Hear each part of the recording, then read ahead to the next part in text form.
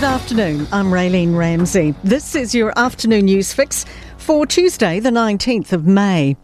Another swathe of government agency job cuts and public sector reform.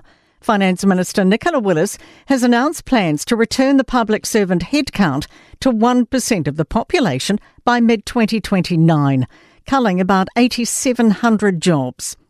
Agency operating budgets will again be reduced, 2% now, increasing over following years. Willis says they'll also thin out the ministries, pointing to savings it'll bring. We fully expect that with good budgeting, we will be hiring more nurses, police officers and others in critical frontline roles. Public Service Commissioner Sir Brian Roach says it'll take sustained effort and disciplined execution to become smaller and more efficient. He says he'll work with agency chief heads to respond to government expectations, which will be challenging, but the focus is straightforward. Fears last-minute changes to education law will strip the Teaching Council's independence.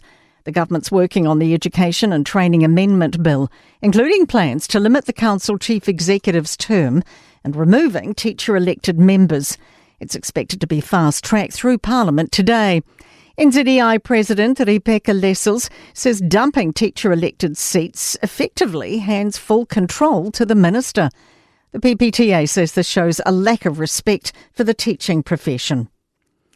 The Financial Services Council's weighed in on ways to lift KiwiSaver contributions. Member contributions reached the second highest total on record in the 3 months to March at almost $2 billion. KiwiSaver now has more than 3.1 million members. Council CEO Kirk Hope says it's worth having a conversation about NZ First's proposal of compulsory enrolment from birth, a $1,000 government contribution. That's a great way to ensure that people already have a pool of savings from the time that they're 0 to when they're 18, when they take more control over their own lives. We continue to trim our cloth in the face of a tough economy.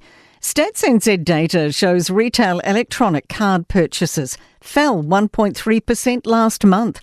Here's business reporter Michael Sergel. Spending dropped across the board, particularly for vehicles and food. People appear to be driving less, with fuel spending dropping even as petrol and diesel prices continue to surge. Compared to this time last year, Kiwis are spending more overall, but buying less or cheaper food and continuing to cut back on their clothing budget. A desperate need for development in Queenstown. Southern Infrastructure's Ross Copeland says there's currently a car for every citizen and the roads will be full by the end of the decade. He says development has to double over the next 15 years to keep pace with the rapid growth. Infrastructure New Zealand's Nick Leggett says it would be money well spent. It's a great gateway to our country and it's something we should be investing in so visitors have the kind of experience that's going to enhance their view of New Zealand. And sporting headlines, the San Antonio Spurs have finally broken the Oklahoma City Thunder in the second period of overtime to take Game 1 of the NBA's Western Conference Finals 122-115.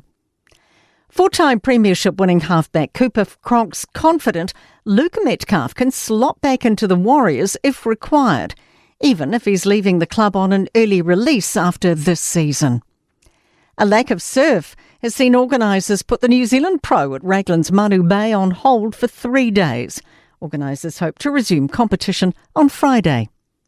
That is your latest news fix. We'll be back with the next update tomorrow morning from the Newstalk ZB newsroom.